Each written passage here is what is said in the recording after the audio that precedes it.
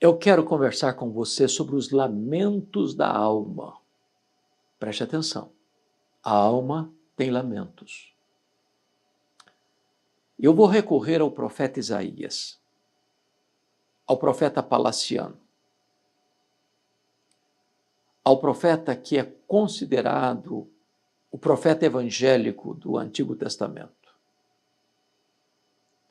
Aquele homem que retrata a realidade histórica do seu tempo, nos capítulos 1 a 39, dos capítulos 40 ao 66, ele apresenta uma mensagem de consolação para o povo. Ele está fazendo uma radiografia da sociedade do seu tempo. Ele está fotografando a sociedade do seu tempo. E o que ele vê, e o que ele testemunha, o que ele percebe, produz lamentos na alma. E eu quero então aqui levantar 7 lamentos destacados pelo profeta Isaías, que estão ainda hoje pulsando, latejando na sociedade contemporânea. Quais são esses lamentos? Em primeiro lugar, o lamento da ganância, capítulo 5, verso 8 de Isaías, ele diz assim: ai dos que ajuntam casa a casa, reúnem campo a campo, até que não haja mais lugar, e ficam como únicos moradores do meio da terra. Isaías está aqui trazendo um ai de lamento, e esse ai é o ai de dor. É o ai de uma mãe que chora o luto do filho único. Ele está lamentando aquelas pessoas gananciosas, que não se contentam apenas em prosperarem, mas que almejam e buscam sofregamente reunir, ajuntar o pouco que é do outro. Ele não tem prazer em ver o outro prosperar. Ele não se alegra quando o outro vai bem. Aliás, ele tem interesse em que o outro entre em crise para que ele possa comprar o que é do outro por um preço menor.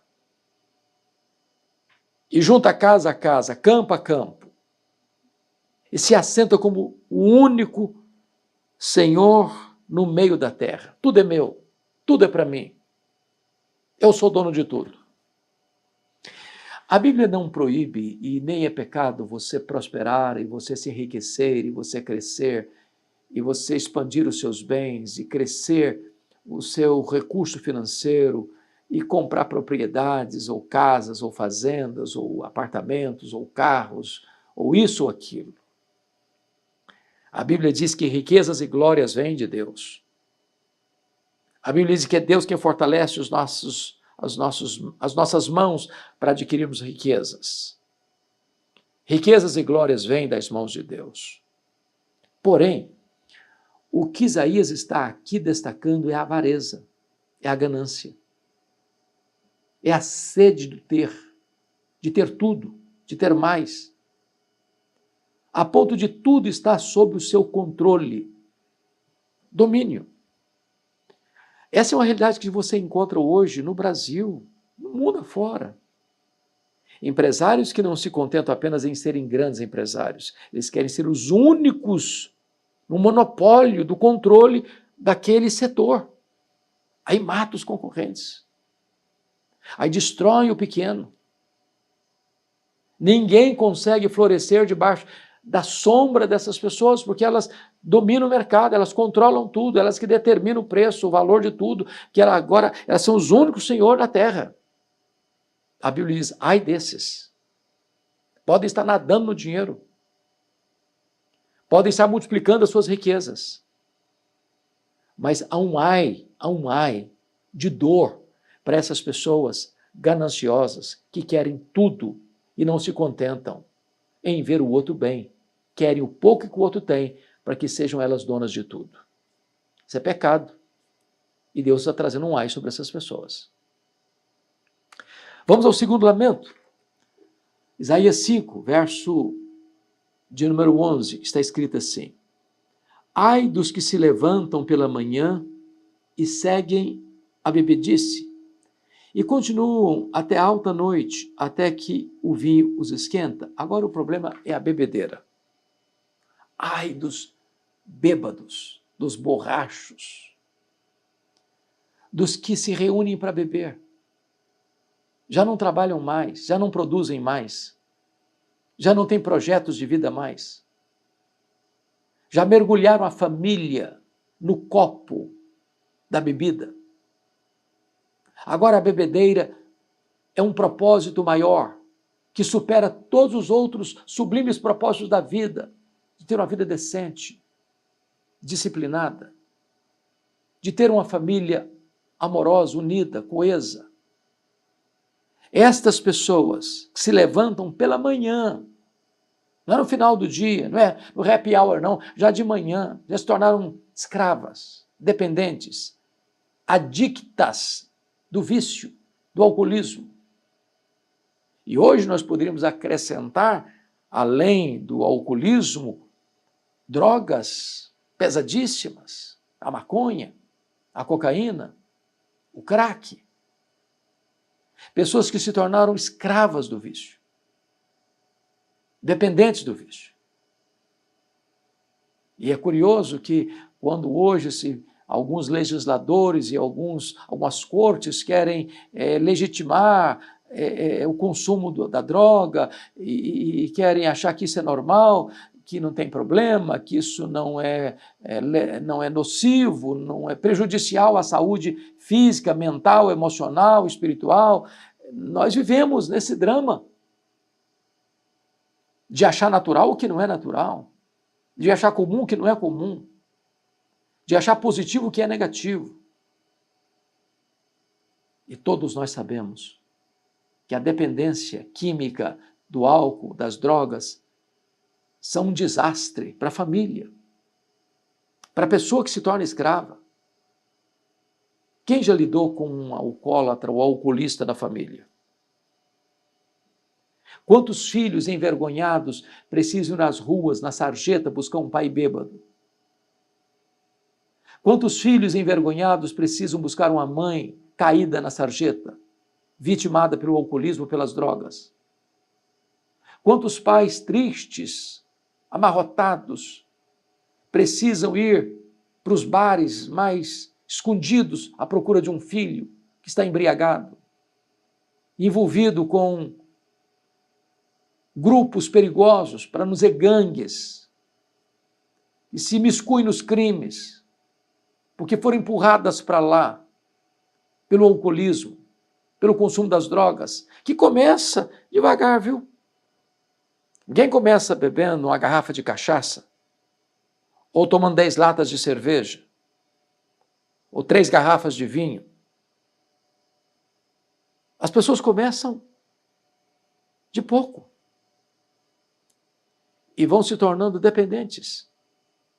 Ninguém começa injetando cocaína nas veias. Começa com uma cheirada, um papelote. Daqui a pouquinho está vendendo a alma para comprar a droga. A bebedeira tem destruído gerações. O Brasil é um dos campeões mundiais de consumo de cachaça. Consome-se mais cachaça do que leite. E nós precisamos nos acautelar sobre esses lamentos da alma. Ai, ai dos que se levantam de manhã e seguem a bebedeira. Alertemo-nos acerca disso e acautelemo-nos acerca deste perigo. Terceiro ai. Capítulo 5, verso 18 está escrito: ai dos que puxam para si a iniquidade com cordas de injustiça e o pecado com tirantes de carro. O problema aqui é o problema da iniquidade. Puxam para si a iniquidade. É gente que atrai problema. É gente que, como um imã, atrai o que é errado. Planeja o erro, cobiça o erro, deseja o erro, se acerca de gentes envolvidas com o erro. Elas puxam para si a iniquidade como cordas, com cordas de injustiça. Elas arrastam para si o crime, aquilo que é proibido, aquilo que é imoral, aquilo que é ilícito, aquilo que traz vergonha, opróbrio. E eu não estou falando só de coisas assim vergonhosas, como os vícios mais devastadores, não. Gente bem internada, roupa de grife, gravata de seda, sapatos bem engraxados, colarinho branco. Gente que está aí nas tribunas, fazendo belos discursos, beneméritos da sociedade, mas nos bastidores, arrastando para si iniquidade com cordas, se envolvendo em todo tipo de ilicitudes, propinas, corrupção, inocentando culpados, culpando inocentes, roubando a alma da nação, esvaziando o povo de esperança, trazendo toda a sorte de maldade para elas mesmas, trazendo a iniquidade, arrastando a iniquidade como cordas. Talvez escapem das leis humanas, das mãos da justiça humana, mas não escaparão da justiça divina. Essa iniquidade que elas arrastam para dentro do coração e que concebem no coração a maldade, a violência, a prática do mal em todos os setores da vida, pode ficar escondido, pode ficar oculto, pode nunca vir à tona. Porém, tudo isso está registrado nos anais do tribunal de Deus, diante do reto juiz. A não ser que haja arrependimento sincero, essas pessoas terão que prestar contas, e então o profeta Isaías diz, ai desses que estão maquinando a iniquidade, promovendo a iniquidade, gestando a iniquidade, dando à luz a iniquidade, e através da iniquidade, arruinando a si e aos outros. Há um quarto ai que Isaías menciona. Está aí no capítulo 5, versículo 20. Ai dos que ao mal chamam bem e ao bem mal, que fazem da escuridade luz e da luz escuridade, e põem o amargo por doce e o doce por amargo. Aqui o problema é da inversão de valores. Se eu pudesse resumir a sociedade brasileira, mundial, e colocar em letras garrafais, estampado nos periódicos, nos jornais, ou ser a manchete principal do jornal mais visto no Brasil, eu colocaria esse versículo. Inversão de valores. O que está acontecendo hoje não é apenas tolerância ao erro, ao mal. Não, é inversão de valores mesmo. É a sociedade pelo avesso, de ponta cabeça. Estão dizendo que luz é trevas e que trevas é luz. Está dizendo que o amargo é doce e que o doce é amargo. Aplaude-se o vício, escarnece-se da virtude. Promove a injustiça, escarnece da justiça. Inocente o culpado, culpa o inocente. É a sociedade que perdeu o rumo, que não tem mais vergonha. Comete-se os pecados mais escandalosos à luz do dia, sob os aplausos dos incentivadores, como se esta prática fosse uma virtude digna de ser elogiada, com os maiores encômios. É uma sociedade pelo avesso. E a palavra de Deus diz: ai desses que estão embarcados nesta canoa furada, no mar da vida, da inversão dos valores. Mas há aqui um quinto ai. Versículo 21. Isaías 5, 21. Ai dos que são sábios aos seus próprios olhos e prudentes em seu próprio conceito. O problema aqui agora é o problema da soberba, nariz empinado, olhos altivos, palavras soberbas, arrogantes. É aquela pessoa que se acha melhor do que se julga mais importante, mais inteligente, mais esperta, mais culta, mais sábia, mais rica, mais bonita. São as pessoas que acendem sobre si mesmas todos os holofotes da fama, que buscam as luzes da ribalta, que querem os primeiros lugares, que requerem ser notadas, prestigiadas, homenageadas, destacadas, condecoradas. A Bíblia diz: ai desses fariseus hipócritas que ficam tocando trombetas acerca das virtudes que não possuem, que julgam os outros. Esse não é bom, aquele não presta, aquele outro também não vale nada, mas eu sou o padrão da justiça, da honestidade, da honra, quando na verdade estão desprovidas dessas virtudes. Ai dos que são sábios aos seus próprios olhos e prudentes em seu próprio conceito.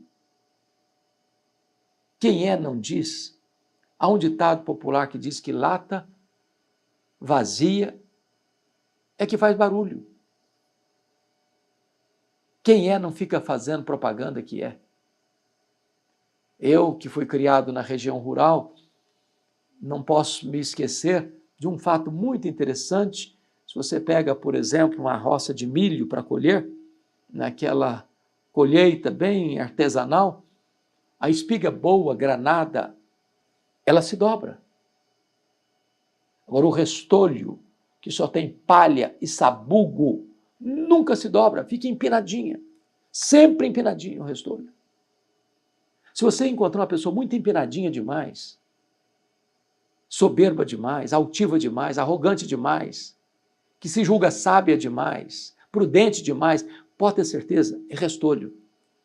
Só tem palha, só tem sabugo.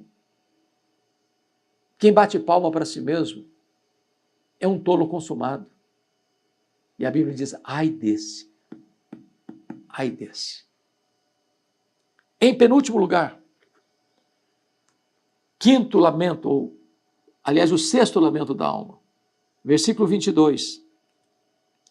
Ai dos que são heróis para beber vinho e valentes para misturar bebida forte. Aqui é o problema da fanfarronice. A pessoa não só está rendida à bebida, ao álcool, à bebedeira. Ele arrasta um papo enorme. Ele se acha o herói, o galã, o gigante, o onipotente, porque ele é capaz de beber mais do que os outros. Ele bebe vinho e ele mistura bebida forte e não tomba, e não cai, e não dorme. Eu tomo todas, continuo firme, continuo de pé, continuo guerreiro, continuo valente, continuo corajoso. Fanfarronice. E veja você que ele é fanfarrão naquilo que devia ser uma vergonha para ele. Se render à bebedeira. Há quanta gente que se orgulha de seus vícios, de seus pecados, de suas mazelas, daquilo que deveria ter vergonha. Isso levou Rui Barbosa a profetizar que chegaria um tempo em que as pessoas teriam vergonha de serem honestas. É isso. Tem gente que tem orgulho do seu erro, das suas mazelas, dos seus crimes, dos seus desmandos, das suas loucuras, da sua arrogância.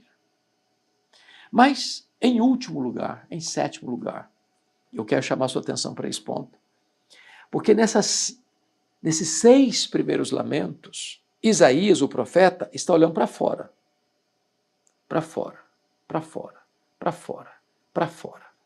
E ele diz, ai do ganancioso, ai do bêbado, ai do iníquo, ai daquele que inverte os valores, ai do soberbo, ai do fanfarrão.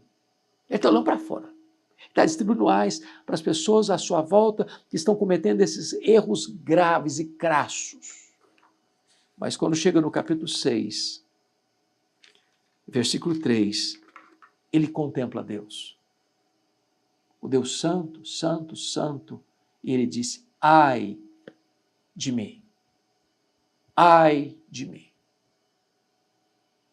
Agora ele não emboca trombeta para fora, ele emboca trombeta para dentro. E percebe que ele não é tão melhor dos que estão à sua volta. Diz, ai de mim, eu estou perdido.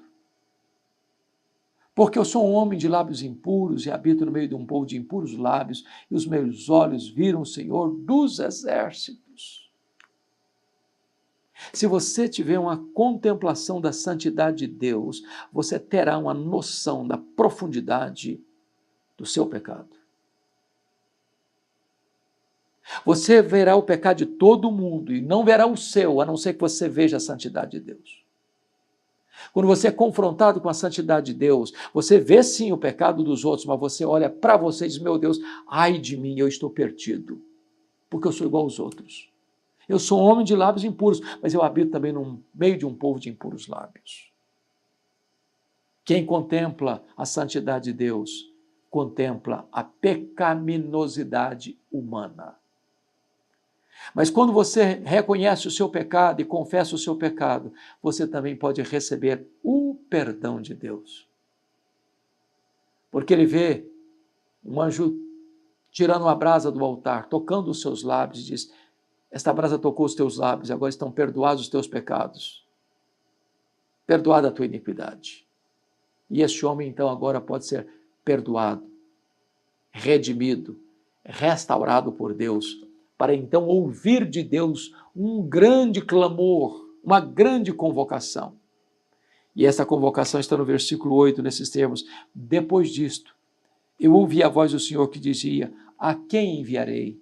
E quem há de ir por nós? E ele respondeu, eis-me aqui, envia-me a mim. Em vez de você apenas lamentar os pecados à sua volta, você se coloca nas mãos de Deus para ser um instrumento de Deus a levar a esperança da salvação aos que jazem perdido, aos que estão rendidos ao pecado. Que a experiência de Isaías seja um desafio para o seu coração. É tempo de contemplar a Deus. É tempo de enxergar o nosso próprio pecado.